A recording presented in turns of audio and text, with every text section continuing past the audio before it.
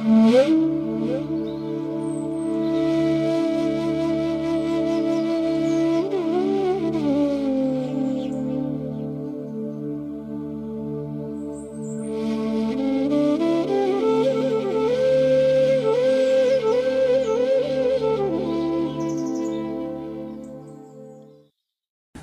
स्थापकाय च धर्मस्य सर्वधर्मस्वरूपिणे अवतार वरिष्ठाय रामकृष्णाय ते नमः। नमस्कार। श्री श्री ठाकुर श्री श्री मा एवं स्वामीजी महाराजेर रातुल चरणे भूलुंठित प्रणाम जानाई। प्राणाराम बांगला यूट्यूब चैनेले सम्प्रचारित सत्कथाय प्रतिदिनेर मनन এই ধারাবাহিক অনুধ্যানে আমরা বলরাম মন্দিরে লাটু মহারাজের কথা স্মরণ মনন করব। 1882 খ্রিস্টাব্দে ঠাকুর লাটু মহারাজকে সঙ্গে নিয়ে বলরামবাবুর বাড়িতে এসেছিলেন। বলরামবাবু অনেকটা শিখদের মতন পোশাক পরতেন, তাই প্রথম দর্শনে লাটু মহারাজ তাকে ভুল ভেবেছিলেন। তিনি জনৈক ভক্তের কাছে বলেছিলেন, দেখো, উনাকে যখন প্রথম দেখলুম তখন হামনে ভাবতে পারেনি যে উনি বাঙালি আছেন। বাঙালিদের মতন উনি কাপড় জামা পরতেন না, মাথায় এক পাগড় বাঁধতেন, হাতে এক লাঠি নিতেন, গায়ে তার আলখাল্লা জামা আর পিরান থাকতো, তার লম্বা দাড়ি ছিল, ভারী দুবলা। আমাদের হামেশা উখানকে যেতে হতো। এবং এই বলরামবাবু সম্পর্কে ঠাকুর লাটু মহারাজ বিভিন্ন সময় বিভিন্ন প্রসঙ্গ করেছেন। তিনি বলেছেন যে উনি অর্থাৎ ঠাকুর বলতেন, ওই তো আমাদের বাগবাজারের কেল্লা, কলকাতার বৈঠকখানা। বলরামবাবুর বাড়িতে নিত্য জগন্নাথ সেবা হতো, তাই তো উনার অন্নকে খুব শুদ্ধ বলতেন। উনি মানে ঠাকুর কতদিন উখানকে গিয়েছিলেন তা লিখে রাখতেন। হামনে শুনেছি যে উনি তার বাড়িতে 100 বার গিয়েছিলেন। আর বলরামবাবু মাঝে মাঝে দক্ষিণেশ্বরে যেতেন। উনাকে ঠাকুর মহাপ্রভুর দলের লোক বলতেন। ঠাকুর তাকে মহাপ্রভুর সংকীর্তনে দেখেছিলেন। বলরামবাবু ঠাকুরকে অন্দরমহলে নিয়ে যেতেন। তাঁর দাদা হরিবল্লভবাবু সেটা পছন্দ করতেন না। গিরিশবাবুর সঙ্গে হরিবল্লভবাবুর খুব মেলামেশা ছিল, তাই গিরিশবাবু সে কথা জানতে পারলেন। একদিন ঠাকুর বলরামবাবুর বাড়িতে এলে গিরিশবাবু এই হরিবল্লভবাবুকে ডাকলেন। তিনি ঠাকুরের সামনে এসে বসলেন। তারপর কি যে হলো, দুজনেই কাঁদতে লাগলেন। এই বলরামবাবু সাধু সঙ্গ করতেন শুধু নয়, সাধু সেবাও করতেন। একদিন এই বলরামবাবু কলকাতা থেকে দক্ষিণেশ্বর পর্যন্ত একখানা গাড়ি 12 আনা দিয়ে ভাড়া করে দিলেন। সস্তার গাড়িতে চড়ে ঠাকুর ভারী বিপদে পড়েছিলেন, কারণ আস্তে আস্তে গাড়ির চাকা খুলে গেল আর ঘোড়া সব বেয়ারাপোনা করতে লাগলো। চাবুক খেলো তো দৌড় দিল, আর চাবুক বন্ধ হলো তো কেউ চলতে চাইল না। এরকম করে তিনি অনেক রাত্রি করে দক্ষিণেশ্বরে পৌঁছলেন এবং সেই কথা নিয়ে কত মশকরা করতেন। বলরাম মন্দিরে এই লাটু মহারাজ রাজা মহারাজকে ভাবাবেশে প্রথম নৃত্য করতে দেখেন। সেখানে অবধূত নিত্যগোপালকে ভাবে মাতোয়ারা হয়ে চিত্রপুত্তলিকার ন্যায় দণ্ডায়মান অবস্থায় তিনি দেখিতে পান এবং এইভাবে ঘণ্টার পর ঘণ্টা অবস্থান করতে দেখে ঠাকুর তার চৈতন্য সম্পাদন করেছিলেন। বলরাম মন্দিরে গিরিশবাবুকে লাটু মহারাজ প্রথম দেখেছিলেন।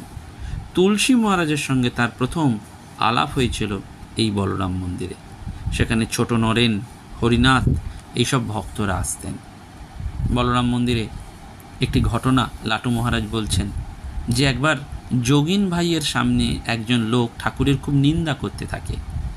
যোগিন ভাইয়ের তখন এমন অবস্থা যে কোনো কিছুতেই বাধা দিতে পারতেন না। সাধনকালে এমন একটা অবস্থা হয় জানো যে তখন কোনো লোকের গায়ে হাত তোলা যায় না, কোনো লোকের ওপর রাগ করা যায় না। সেই কালে যোগিন ভাইকে তার নিন্দে পর্যন্ত সইতে হয়েছিল। 2-4 দিন পরে ঠাকুর কথা শুনলেন। তিনি মনে মনে জানতেন যে যোগিন ভাই কোনো কিছু বলতে পারবে না, কিন্তু অন্যদের শেখানোর জন্য ঠাকুর বললেন, ওরে, এখানকার নিন্দে করলে আর তুই চুপ করে শুনে এলি? গুরু নিন্দে শুনতে নেই যে রে, ক্ষমতা থাকলে তাকে শাস্তি দিতে হয়, আর তা না থাকলে সেখান হতে উঠে চলে আসতে হয়। যোগিন ভাই তাঁর কথা শুনে চুপ করেছিল। এই বলরাম মন্দিরেই এক জনৈক ভক্তকে লাটু মহারাজ বলেছিলেন, জানো, উনি আমাদের পুরুষ ভক্তদের বলতেন, যারা ভগবান লাভ করতে চায় তাদের স্ত্রীলোক থেকে খুব সাবধানে থাকতে হয়। স্ত্রীলোক থেকে সাবধান হওয়া মানে, একদিন তিনি আমাদের বুঝালেন, ওরে, মেয়েদের সঙ্গে বসা কি আলাপ করা, তাদের কথা শোনা আর তা নিয়ে মনে মনে আলোচনা করা, তাদের সম্বন্ধে কথা বলা আর বলতে বলতে সুখ পাওয়া, তাদের কোনো জিনিস কাছে রেখে দেওয়া আর তাই লুকিয়ে লুকিয়ে দেখা, তাদের হাত ধরা বা পরশ করা, এসব থেকেও সাবধান হতে হয় জানবি।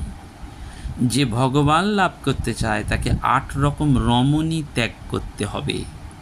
ভগবানকে জানতে গেলে ব্রহ্মচারী হতে হয়। যে বীর্য রক্ষা করতে পারে না তার ভগবানের ধারণা দৃঢ় হয় না। ব্রহ্মচর্য থাকলে তবেই নিশ্চয় বুদ্ধি হয়। নিশ্চয় বুদ্ধি না হলে ব্রহ্মশক্তিতে বিশ্বাস জন্মায় না।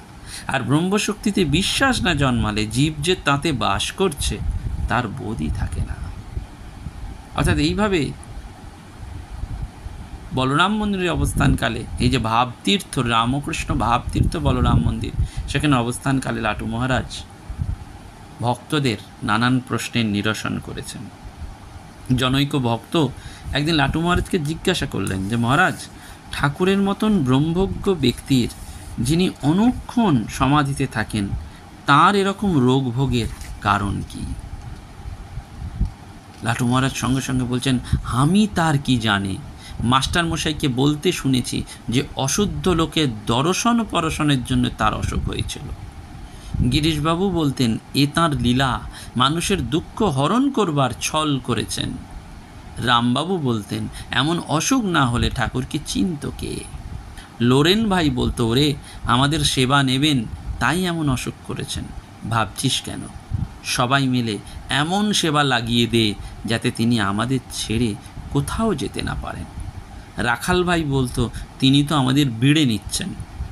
শরৎ ভাই বলতো, আমরা বুঝি আর না বুঝি এর মধ্যে দিয়ে একটি মহান উদ্দেশ্য সফল হচ্ছে। শশী ভাই বলতো, জগতের পরম দুঃখ দেখে যিশু ক্রুশবিদ্ধ হয়েছিলেন, ঠাকুর ও জীবের দুঃখে রোগ ভোগ করছেন। আর কেদারবাবু তো হাত জোর করে ঠাকুরের সামনে বলতেন, প্রভু আর কত ছলনা করবেন? বলরাম বাবু বলতেন, আর যে শুনতে পারিনি দয়াময়, তোদের ঠাকুরের অসুখ করেছে শুনতে শুনতে যে কান ঝালাপালা হয়ে গেল।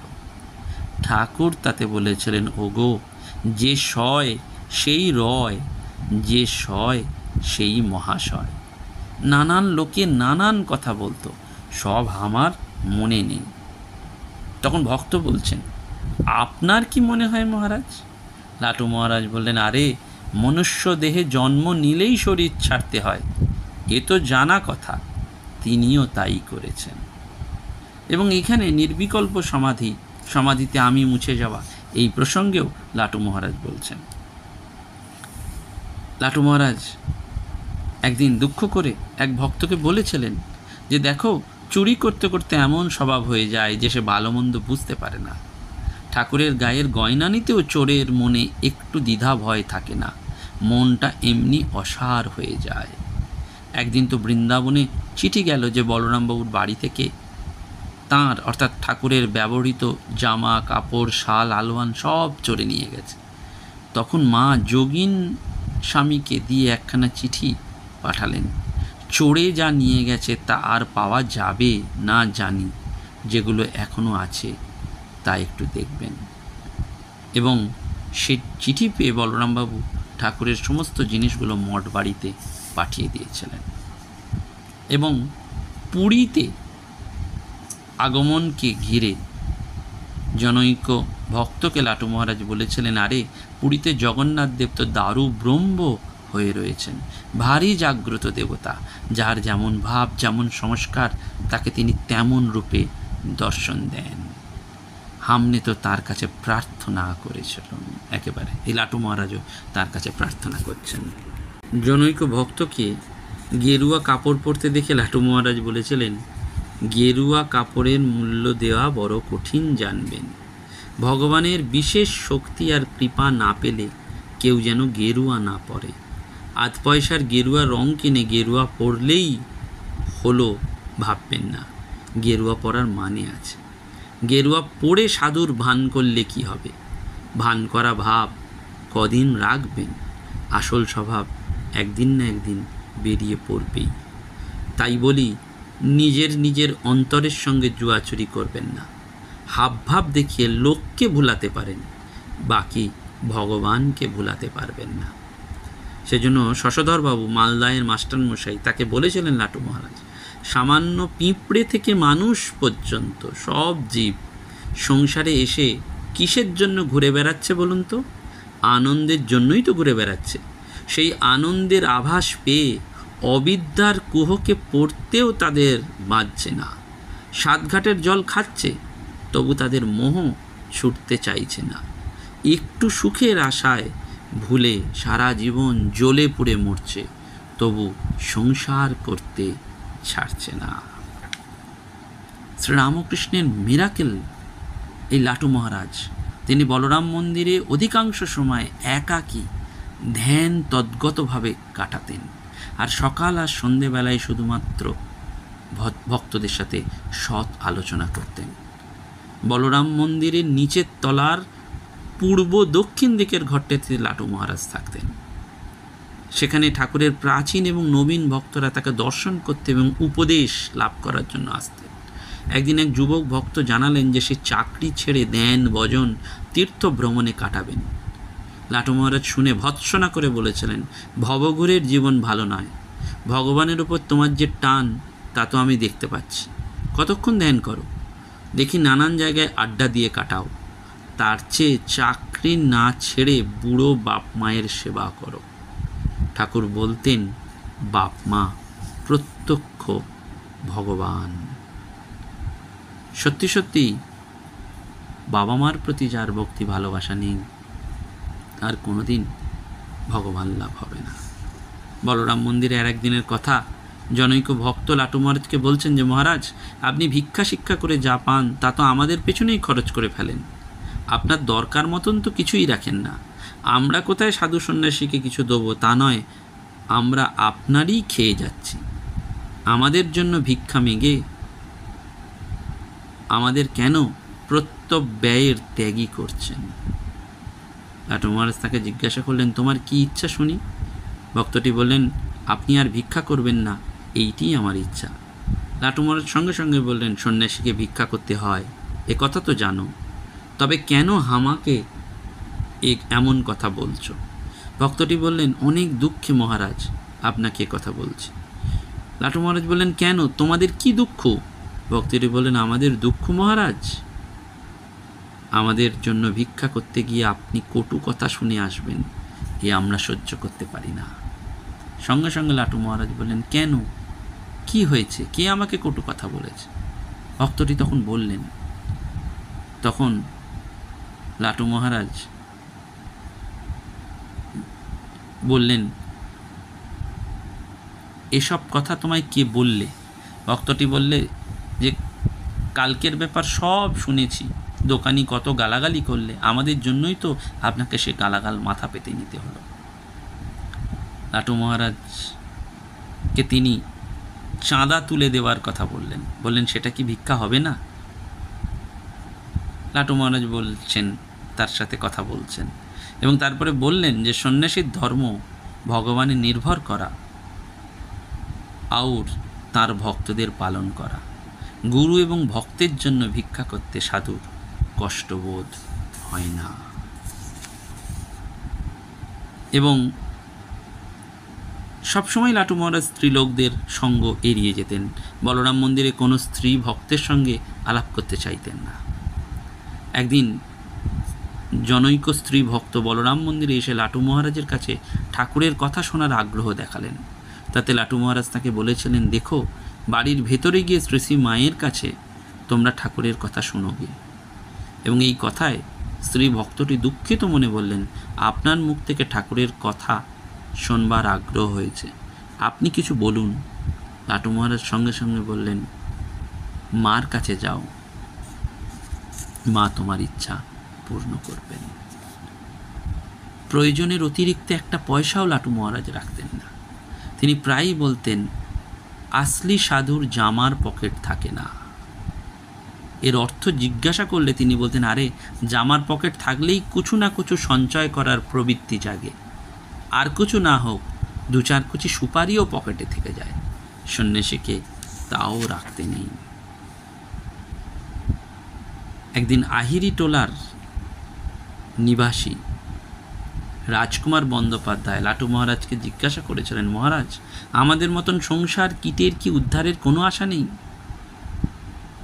সঙ্গে সঙ্গে লাটু মহারাজ বলেছিলেন, দেখো, মানুষ মানুষকে কৃপা করতে পারে না। কৃপা করার মালিক দুজন, এক গুরু সচ্চিদানন্দ আর গুরুর গুরু সচ্চিদানন্দ। তোমার তো সদ্গুরু মিলে গেছে, তবে আবার ভাবছো কেন? বাসা যখন পাকড়েছ তখন সময়ে সব ঠিক হয়ে যাবে। রাজকুমার বাবু বলছেন, সময়ে যে হবে বিশ্বাস তো আছে, কিন্তু এই জীবনে হবে কি না সেখানেই তো সন্দেহ।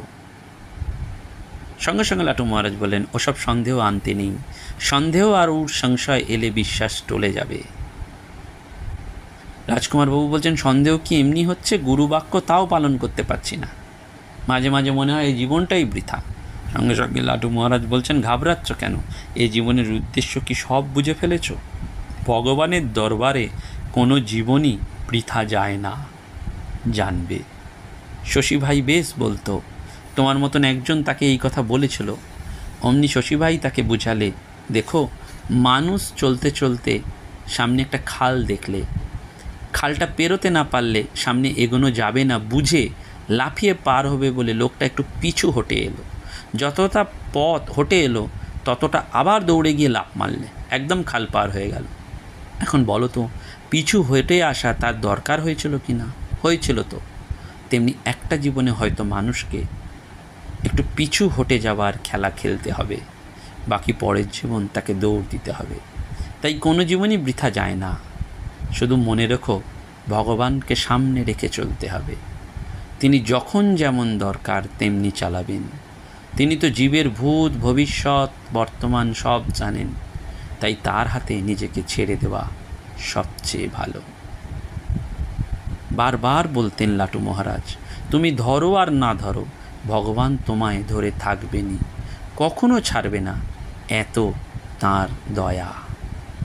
তিনি বড় আশাবাদী সাধু ছিলেন, তাই বারবার বলতেন, ভগবানকে দেখনি বলে যদি তাকে ধরতে না পারো, তবে যাদের দেখেছ তেমন ভগবানের ভক্তদের ধরো। ভক্ত মহাপুরুষকে ধরলেই ভগবানকে ধরা হলো। ঠাকুর স্বামীজিকে দেখো, তাঁদেরই আদর্শ সামনে রেখে চলো, তাতেই তোমার কল্যাণ হবে।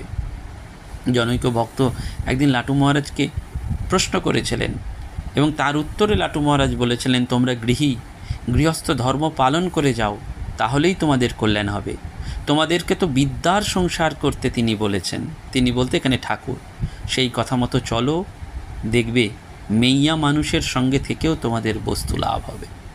জনৈক ভক্ত যখন বলছেন, বিদ্যার সংসার কি মহারাজ? লাটু মহারাজ বলছেন, আরে যে সংসারে ছেলে মেয়ে বুড়ো সবাই ভগবান লাভের চেষ্টা করে, সেই সংসার বিদ্যার সংসার। তিনি বলতেন, সংসারে বিদ্যা এবং অবিদ্যার স্ত্রী দুই আছে। বিদ্যা স্ত্রী ভগবানের দিকে নিয়ে যায়, আর অবিদ্যা স্ত্রী ঈশ্বরকে ভুলিয়ে দেয়। বিদ্যা স্ত্রী আশ্রয় করো, দেখবে তোমার জ্ঞান ভক্তি প্রেম বৈরাগ্য সব একে একে আসছে। ভক্ত বলছেন, চিনব কী করে কে বিদ্যা স্ত্রী আর অবিদ্যা স্ত্রী? লাটু মহারাজ বলছেন, আরে যে স্ত্রী বিদ্যাশক্তি, তার কাম ক্রোধ এসব কম, সে স্বামীর মাথা ঠেলে দেয়। যে স্ত্রী বিদ্যাশক্তি, তার স্নেহ দয়া ভক্তি লজ্জা এসব থাকে, সে সকলেরই সেবা করে। আর স্বামীর যাতে ভগবানে ভক্তি হয় তার জন্যে লুকিয়ে লুকিয়ে প্রার্থনা করে। বিদ্যাস্ত্রী হলেই দেখবে স্বামীর আহ্নিক পুজোর বন্দোবস্ত সে ঠিক করে দিচ্ছে, বাড়িতে দেবদ্বিজের সেবা লাগাচ্ছে, আর স্বামীর কল্যাণের জন্য দান করছে। এই বলরাম মন্দিরে তাই লাটু মহারাজের অবস্থান এবং অদ্ভুত সঙ্গ প্রসঙ্গের কথা রয়েছে। সে এক অনন্ত সময়ের অনুধ্যান বা মনন। আমরা আজকে সীমিত সময়ে এইটুকুই তার কথা স্মরণ মনন করলাম। এবং লাটু মহারাজ চিরদিনের জন্য বলরাম মন্দির ত্যাগ করেন 1912 খ্রিস্টাব্দে। যাত্রা করার পূর্বে তিনি ওই গৃহের দিকে তাকিয়ে 3 বার বলেছিলেন, মায়া মায়া মায়া। তারপর প্রণাম করলেন, গাড়িতে উঠে স্টেশনে গেলেন। সেই দিন রাত্রে ট্রেন ফেল হওয়ায় সকলে মিলে বসুমতী অফিসে ফিরে যান। নমস্কার, ধন্যবাদ। প্রাণারাম প্রাণারাম প্রাণারাম প্রাণারাম প্রাণারাম প্রাণারাম। কি যেন লুকানো নামে তাই মিষ্ট এত তব না। প্রাণারাম প্রাণারাম প্রাণারাম প্রাণারাম প্রাণারাম।